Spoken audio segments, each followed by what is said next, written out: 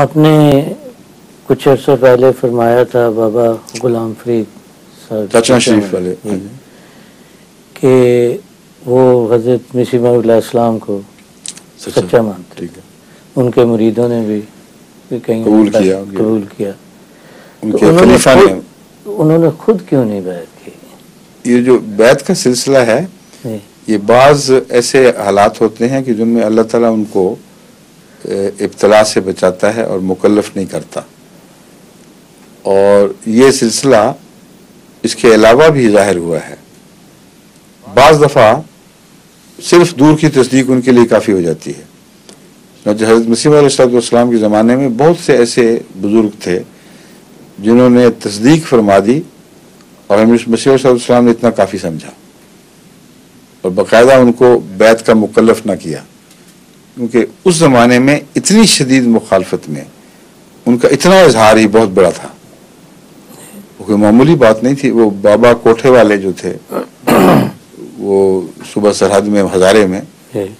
ہزارہ آج بھی دیکھیں کیسی سنگلاخ زمین ہے اور برداشت نہیں کر سکتے صداقت کو،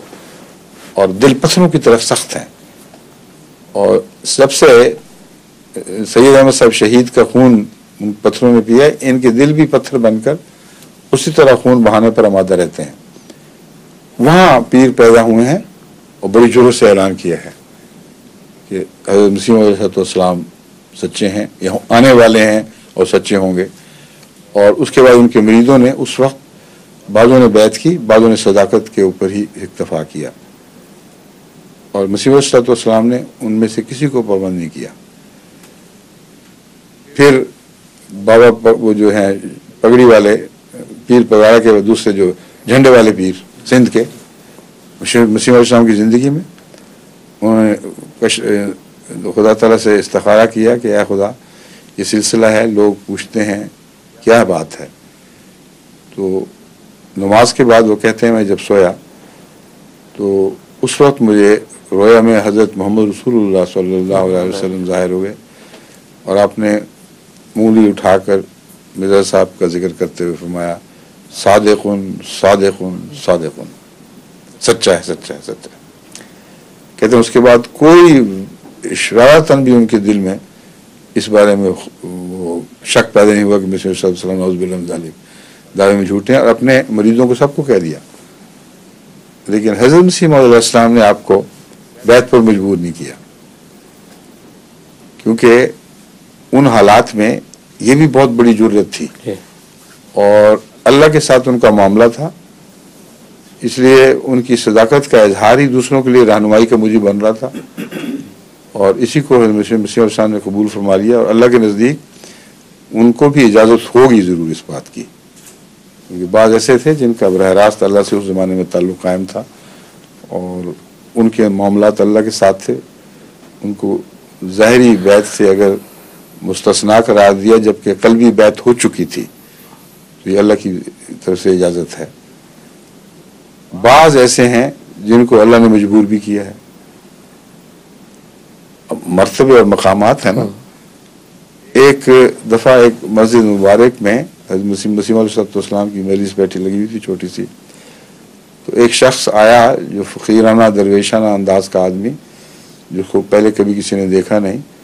اور باہر سے سفر کر کے آ رہا تھا، اسی طرح اندر دھڑلے سے داخل ہوا، مسیح علیہ السلام کے سامنے پہنچا کہ میری بیعت لے لو، اور نے بیعت لے لی، السلام علیکم اٹھا اور چل پڑا۔ تو ایک صحابی نے ان کو پیچھے سے پکڑا جا کے کہ خدا کا خوف کرو، تم اتنی دور سے آئے ہو، کچھ فائدہ بھی اٹھاؤ، بیٹھو، صحبت حاصل کرو، بیعت لی اور چلے گئے۔ تو اس نے اس کو پنجابی میں کہا تمہیں نہیں پتا اسی پہنچے ہوئے ہیں، ہمیں نہیں ضرورت تم لوگوں کی طرح مجلسیں لگانے کی، ہم پہنچے ہوئے اللہ کے پاس رہتے ہیں۔ تو انہوں نے جواب میں کہا اگر پہنچے ہوئے تھے تو یہاں کیا کرنے آئے تھے؟ انہوں نے کہا میں آپ سے نہیں آیا، وہ تو جوتیاں پہنی سا کہ جا کے بیعت کر، کہ جوتیاں کھا کے آیا میں مجبور ہاں۔ تو